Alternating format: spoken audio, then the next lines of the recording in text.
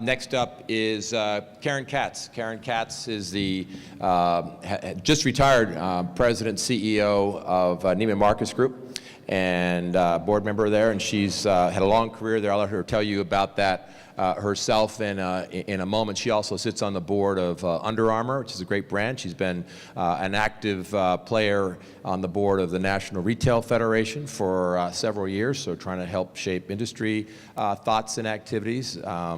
She's had just about every experience that one could have at Neiman Marcus. So she supervised all the various categories, whether it be merchandising and stores, running stores, and on the online business, which has been very well developed, very highly developed online business at Neiman Marcus. And Bergdorf Goodman is in this group as well. So she's got lots to be able to talk about. Looking forward to having a conversation with her. So Karen, come on up. Thank you.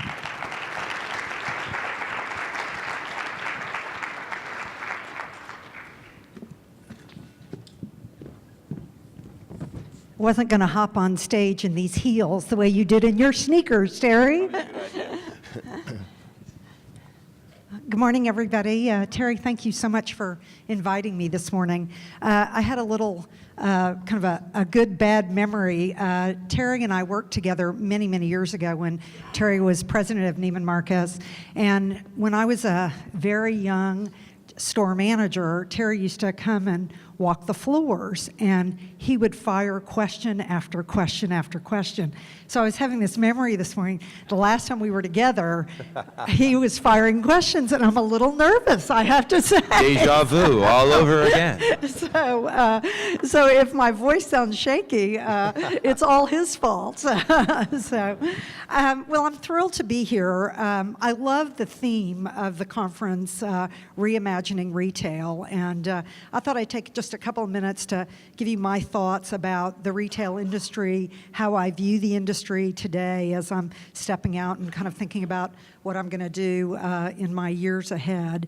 At Neiman Marcus, and I think generally speaking in the luxury industry, we've heard this morning speakers talk about the customer, but the customer is everything in the luxury industry. And so I like to think about the customer at the center of our universe. And, you know, I always hold up my fingers because I want to make sure that we keep the customer at the center of everything we do. And Neiman Marcus has been around for 111 years, and a part of that customer experience has been the service and the relationships that we develop with the customer, and of course the product. And Rachel spent a lot of time this morning talking about the importance of product. So those are, the circles that go around the customer. But what has been added to the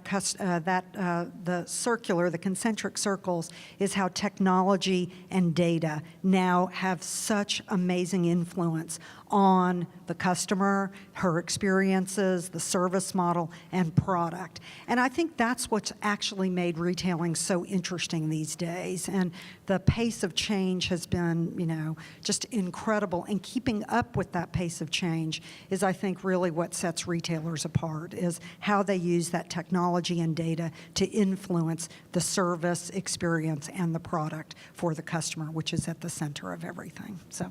Well, great intro remarks. And let's start by talking about your career, how you decided to get into the retail business, how you specifically chose Neiman Marcus, and your career path along the way. I'm sure that a lot of the students would be very interested in that. Well, I went to the University of Texas in Austin. I'm a proud Texan, and I was, well, good, yeah, there please. Are others. Wish we had a better football team, but story for a different day. So when I was thinking about what I was going to do when I was graduating, I applied to, I tell the story, I applied to 2 retail training programs and 2 business schools because I couldn't decide if I was going to go get my MBA.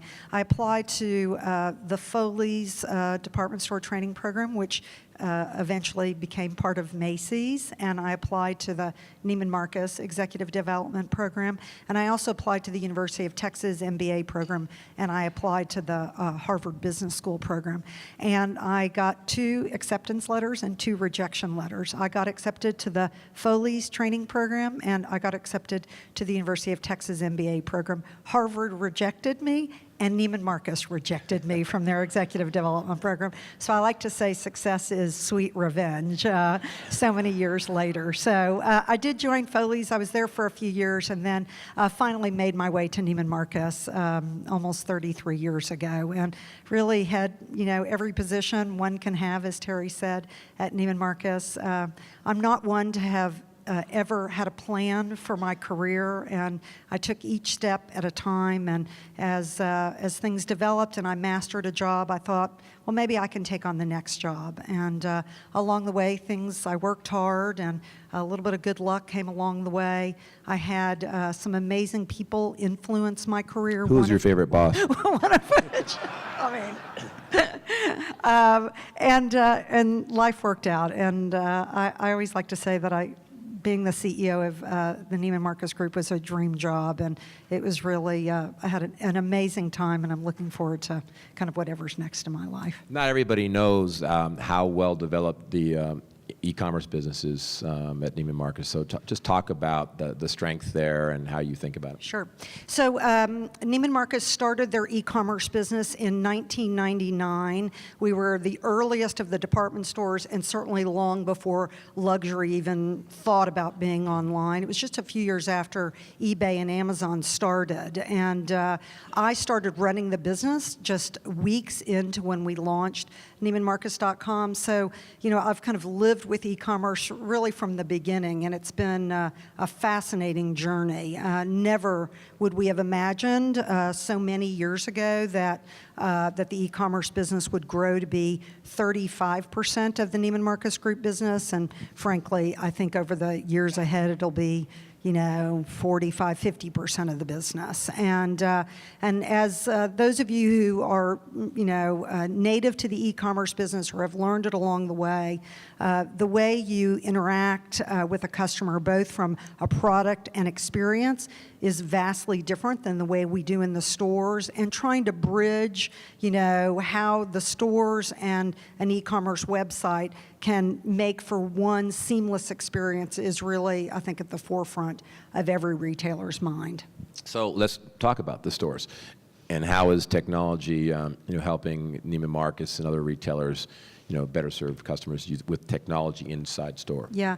So I think that we've come over the last few years a long way in thinking about technology in stores and what is really, just bells and whistles to kind of, talk about, things that you're doing, as opposed to things that are actually transforming how the customer's experience works in the store.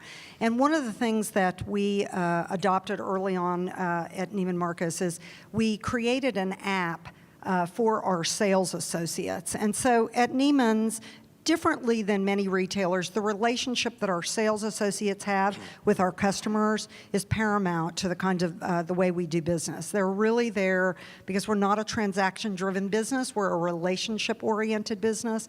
And so we developed an app for them. And originally, the idea was, the ability to be able to text, send photos, emails. We gave each of our sales associates iPhones.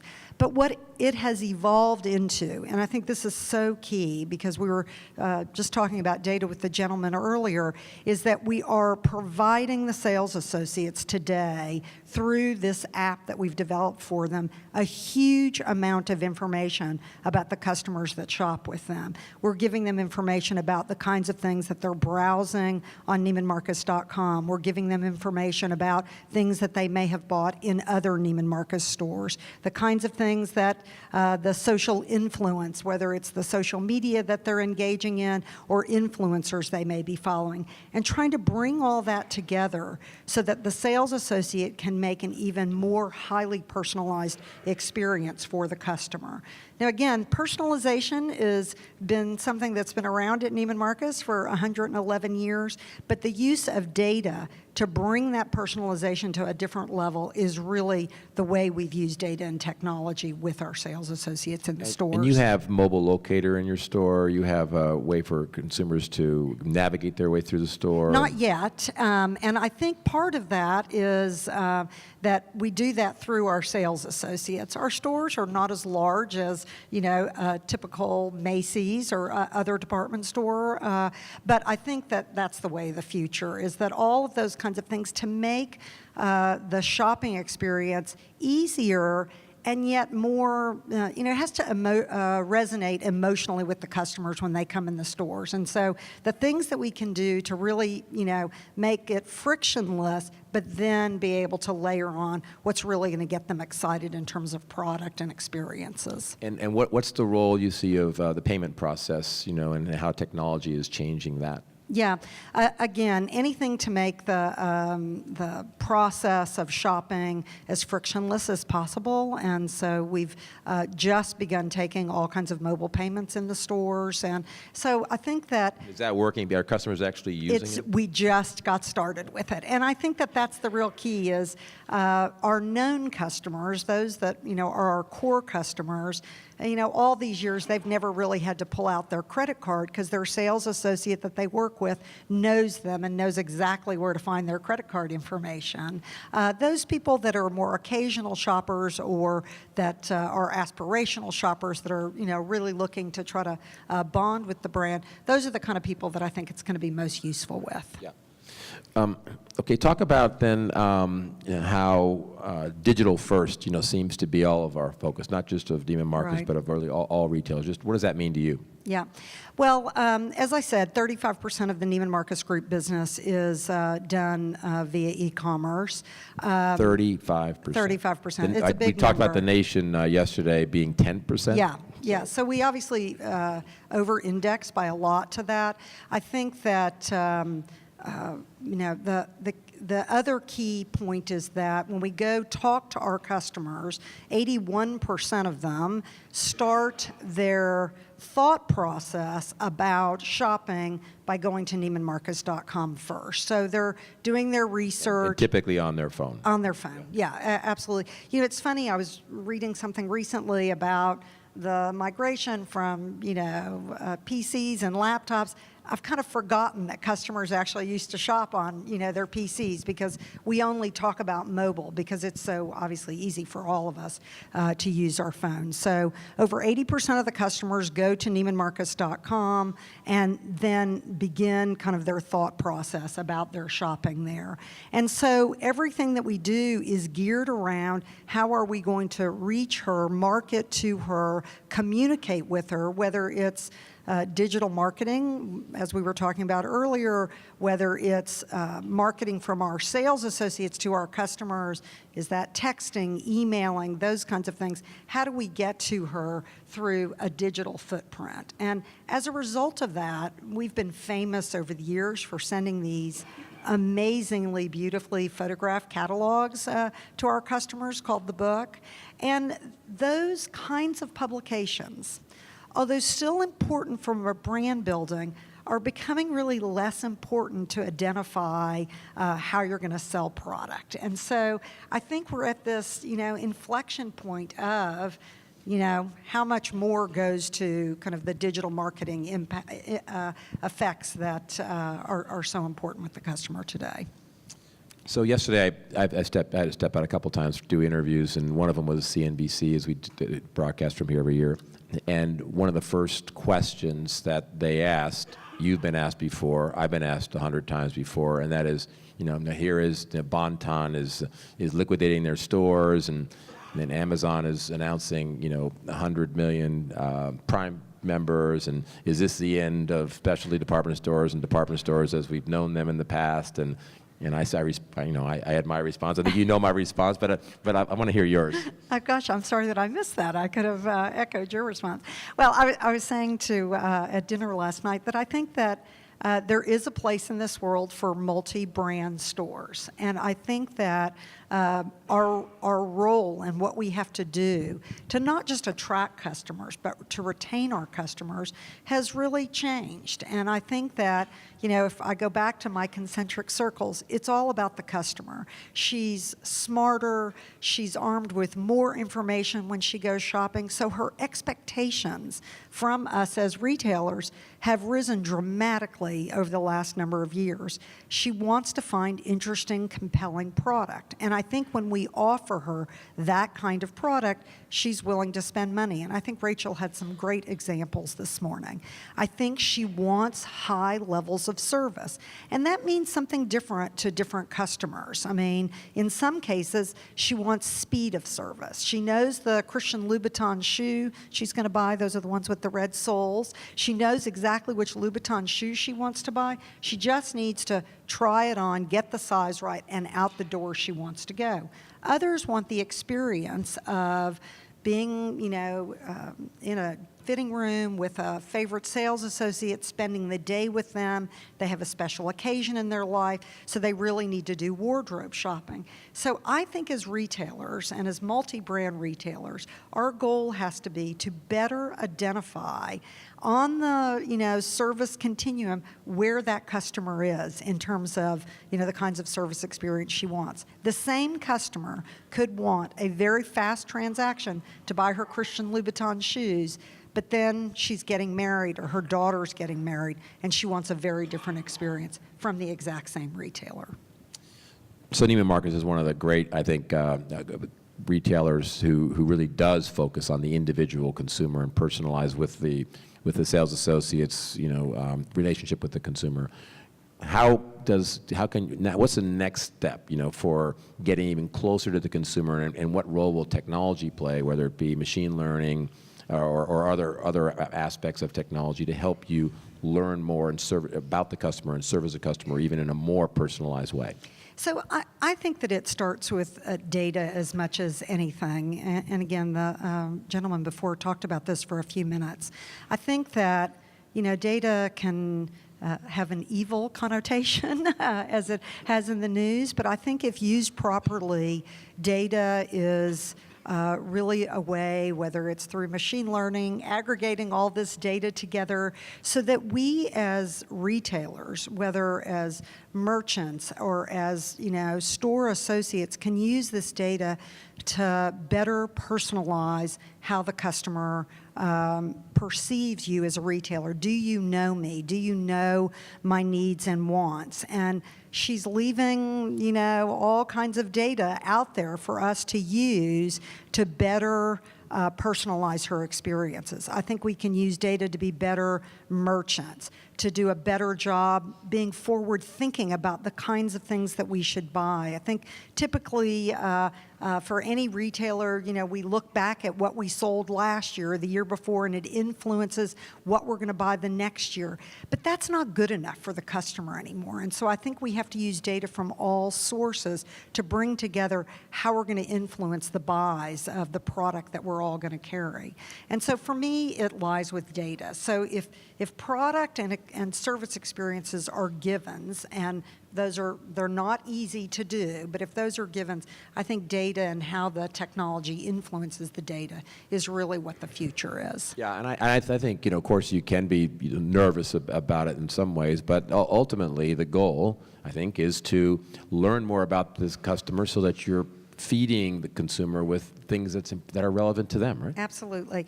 And I think using that data to develop better content on our websites, to, all those kinds of things, so you can have, multitudes of content, but it's how you deliver the right content to the right customer at the right time. And I think all of that are the ways that you can, in a very positive way, use the data that we have on our customers. We have a ton of data on our customers, and in some ways we are way underutilizing that information. And I really believe that the people who can figure that out, along with making sure product and services are very close to the customer, can win in this environment. So talk about being a woman CEO, and there are far too few women in the Fortune 500. We've talked about who are women who have made that successful journey all the way to the top. What's it take? Talk about that experience, because there's a lot of people in the audience that I'd like to hear your story. So I think that I get asked this question a lot, and I have to reflect back on a 33-year career of what made this possible for me. And in some ways, in the retailing industry, there are many more women in positions of power than in other industries. And so in that sense, I think retailing has been kind to women. So I give kind of one score to our industry in general. I think that I was lucky to have to be mentored by some enlightened men. Not all men are enlightened, but I had the fortune of being around some enlightened men. And I think that they, at some point, appreciated that if they were going to build the strongest team possible, that those strong teams had to be the right mixture of men and women. And with women came potentially slightly different priorities. For many years, I was a working mother. My son is grown now, but I had to, juggle all the balls that working mothers have to juggle, and that's, trying to figure out who was going to take care of my son during the day, how I was going to get to school activities, how I was going to keep up with, the crazy pace of this industry, and also pay attention to my son and then maybe my husband at some point. I realized that I was going to drop some balls along the way because you just can't juggle all of that. My role now is to encourage young women and young men, because I think it's important on both sides, that you can have a family and a career if you work hard to find the balance in it. And I'm a huge believer that it's okay to get up from your desk and go home at 6 o'clock or 6:30 or 5:30 to, get your children from daycare, be home for dinner, and then, when you've got them put to bed, either, reconnect or whatever it takes. But I think that is really important, that as leaders in the business, we encourage that balance, because I think people are much more productive when there's a good balance in their life. Well, you've been a good role model in that regard. So let me open it up to the audience for some questions, and I'll just look for the waves. And as you know, it's hard to see, so you're going to have to wave aggressively. So. Okay.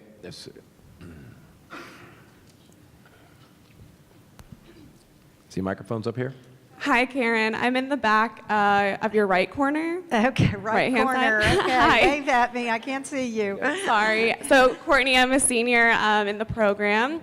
And you mentioned luck, but if you could go into any advice into how you got into your position, as many of us young women in the room really look up to you and find you to be a huge inspiration. If you could kind of go into some advice, as a few of us are about to graduate in a few weeks and aspire to be in your role one day, if you don't mind elaborating. Well, congratulations on almost graduating. That's a big accomplishment.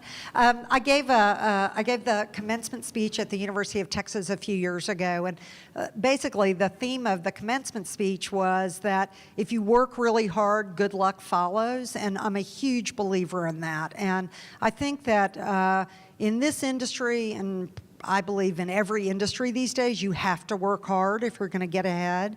But I think if you work hard and you work smart, some of that luck will follow. And, I think that those people that sometimes you look towards, that you feel like, God, they're, the luckiest people in the world.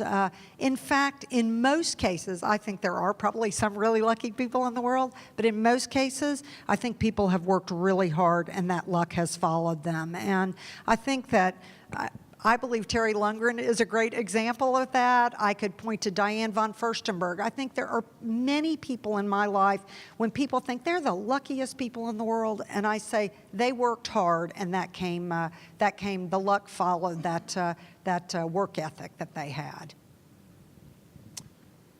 Here we go.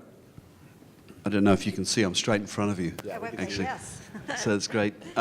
So good morning. I'm the Vice President for this piece of the university that the retail school sits in. And so I'm really been thrilled to be here the whole time, and just ecstatic that we have so many of our students here. But we've been talking about data science. There's been a lot of implication that really there's a huge amount of computer science going to this, a huge amount of mathematics.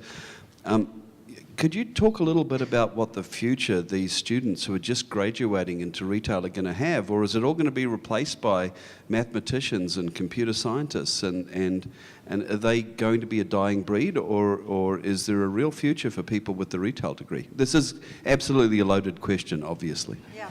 So I think it's such a topical question, and as I've been visiting with people over the last 12 to 18 months, this question keeps coming up.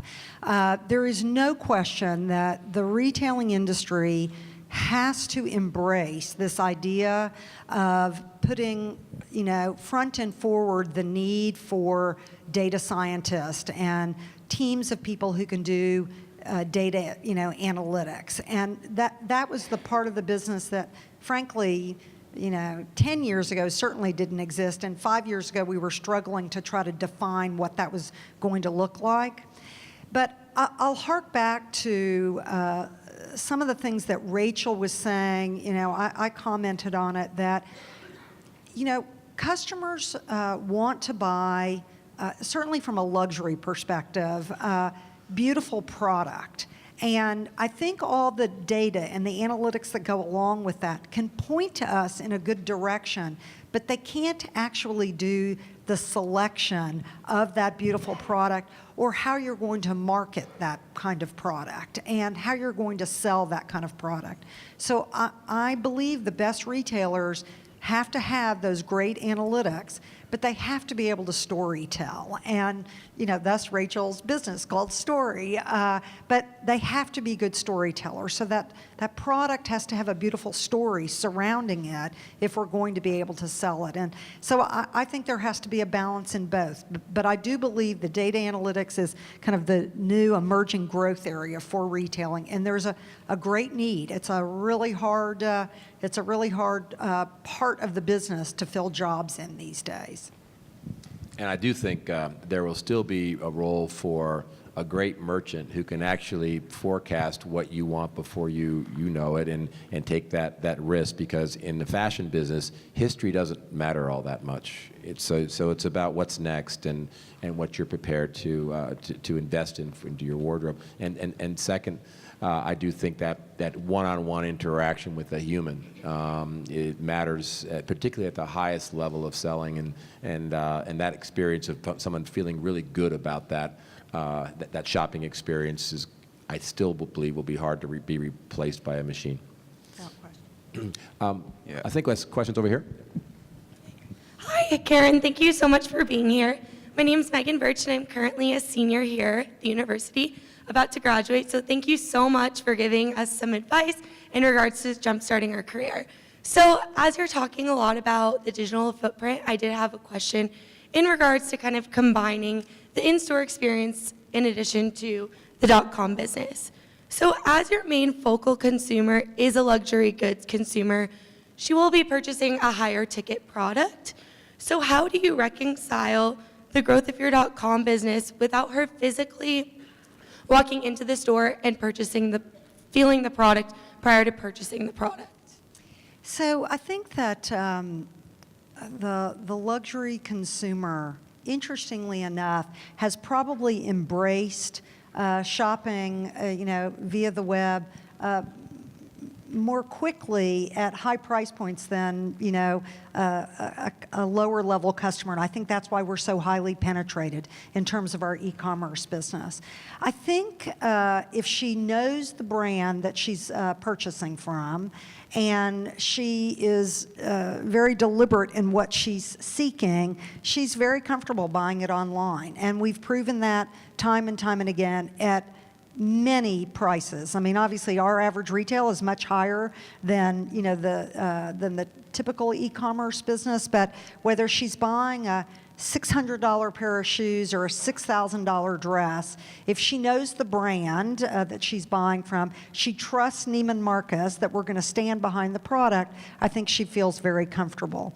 I think the key, though, and I think you asked this as part of your question, is that she wants this seamlessness between her online experience and her store experience. And so I think she wants to feel like she's finding the products that are online, and if she wants to go in the store and try it on, she can do that. She wants to put together kind of a shopping cart of things that she's interested in, so she can email it to or text it to her sales associate that she works with in a store to get their opinion of things. And I think that is such a key part of what retailers have to do today, is that, the stuff, the back of the house stuff that we don't want to talk about, like upgrading merchandising systems, making sure that, the inventory we have online can be seen from stores and vice versa. All of those things that are the not very sexy part of the business are critical if we're going to offer this very seamless experience between online and stores. And I think that there are certain things in stores that she can have, whether it's, great special events, pop-ins, any of those kinds of things, so that she can experience that, around her, as opposed to the kinds of experiences she can have online, whether they may be personalized content just for her. I think all of it has to fit together because the customers are moving very seamlessly between the two channels these days. All right, thank you so much. I appreciate it. Thank you. I'm looking. Here we go.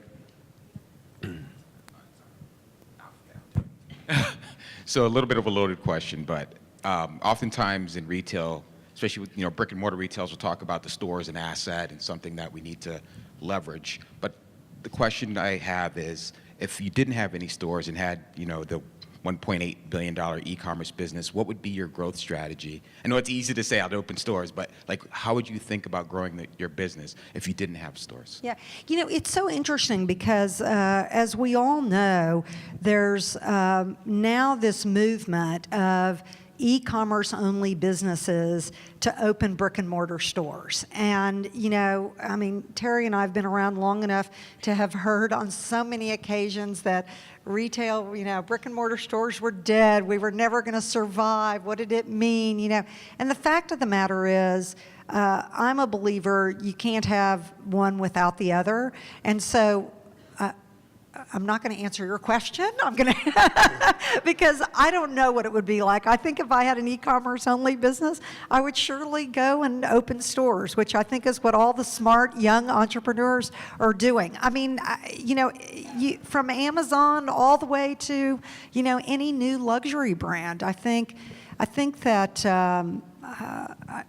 I think that the brick and mortar experience is so much a part of brand building for people, and I think that the world that we live in is one where the two can live together. I see a hand back this direction, but you guys tell me, fire away. There's one here.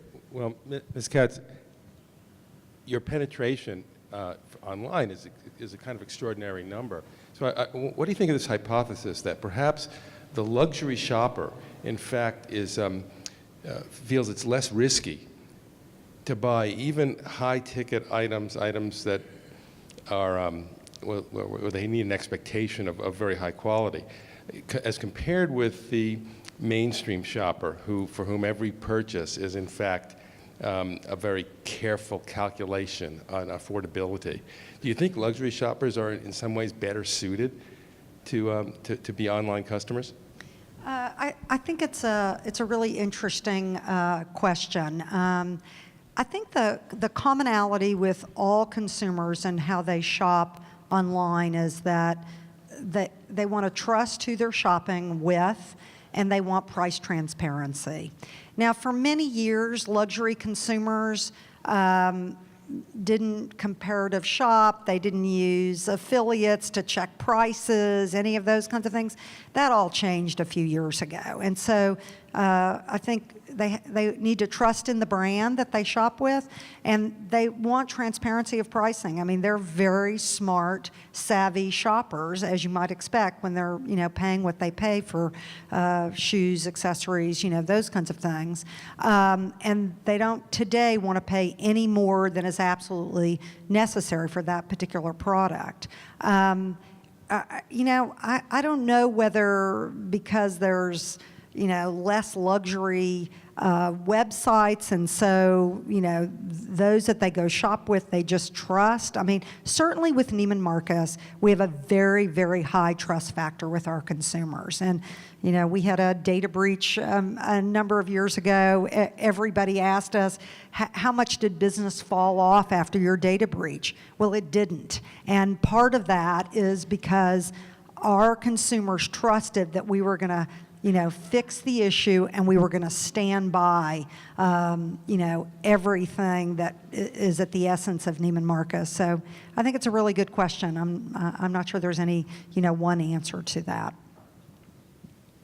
Hi. Oh, someone else? Whoever's got a mic, go. All right, I got him. Okay. Here it is, I over got here. him. Hi, Gabriel Nakovich, senior in the retail program. Thank you for being here today. So personally, I've seen luxury being redefined by people like Virgil Abloh with Off-White and this kind of like these luxury lifestyle brands. And he's now with Louis Vuitton and going there. And how I'm seeing him promote designs and luxury is a lot through social media, and he's gaining a big following there. How do companies, timeless companies like Ralph Lauren, per se, instead of them sending out emails being like, oh, our new collection just dropped, how do they compete with something like that?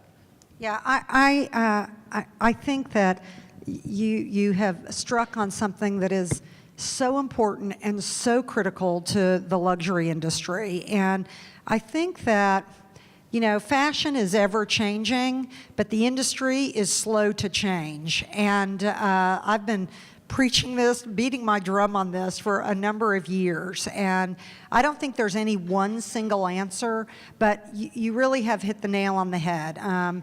We sit for weeks at fashion shows in New York, London, Milan, and Paris.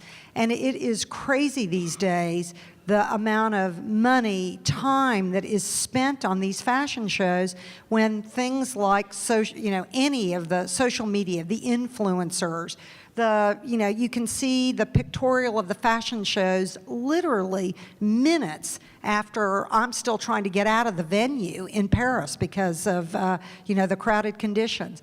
So I think that the industry, specifically the luxury industry, is at a really pivotal point. And I don't think that there's any one answer, but I think that it's going to be refashioned in the next few years. And I think that there's kind of a momentum now happening within the industry. And some don't want it to change. And I think it's the people that are rethinking, that are creative in their approach to showing their product, that really are going to lead the way. Rachel mentioned Supreme. I mean, this idea of these drops where there's people lined up, around their store. I mean, that didn't exist a few years ago. And I think there's going to be more change, more innovation in how these, how the, kind of the industry is changing and product is out there in front of the consumer's eyes. We have time for, I think, one more question. Hi, I'm over here. My name's Samantha. Thank you so much for being here. I'm a junior in the program. And I was wondering, you're talking about how the personal shoppers have such a great connection with the customers and the consumer, and they connect over the app or texting, and that's a way for the consumer to be able to tell them what they want, or them to send them stuff for them to come try on in the store. I noticed on the App Store that there's not many ratings, or I'm not sure if you could speak on how many downloads the app has, but is there a more seamless way Neiman is looking towards to for the consumer to look through the app and to be able to pick out clothes and send that very easily instead of having to screenshot a dress and then text it to their personal shopper? Is there a way that Neiman's developing that for them to seamlessly send it to the personal shopper? Yeah, no, I think that it's a really good point. I mean, I think that whether it's ratings on product, which worldwide, ratings are kind of part of the way consumers look at what they want to buy. It's probably been a bit more challenging in the fashion and luxury industry because the product changes so quickly that you can read a rating and the next day, product is sold out. And so I think all of the things that you're talking about are things that, are in the works of how to make everything just more seamless for the customer. And it's all a matter of the prioritization of where, money's going to go in terms of the technology spend. So my guess is today those are on lists of things that have to get done, whether it's on the app or, frankly, on the mobile website, which is probably even more important to Neiman Marcus than the app. Karen Katz, thanks for your Thank you. for your being here today, for your great career in retail, and for all you do for as a role model for women in business.